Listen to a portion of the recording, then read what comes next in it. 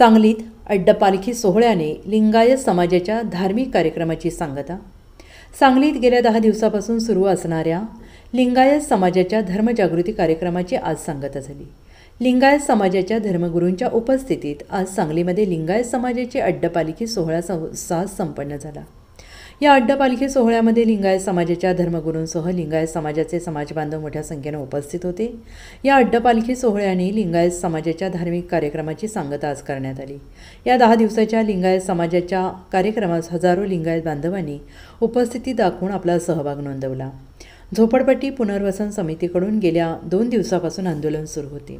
या आंदोलनाची महापालिका प्रशासनाने दखल घेत सर्वेक्षण झालेल्या सर्व झोपडपट्टी धारकांना लेआउट देण्याची प्रमुख मागणी प्रशासनाने मान्य करत तसे लेखी पत्र आंदोलकांना दिले। त्यानंतर झोपडपट्टी पुनर्वसन समितीचे 2 दिवसापासून सुरू असणारे आंदोलन मागे घेण्यात आलं। झोपडपट्टी पुनर्वसन समितीचे अध्यक्ष सुजित काटे, सूरज पवार, रवींद्र सदामते यांच्यासहित समितीच्या सर्व सदस्यांनी यात सहभाग घेतला होता।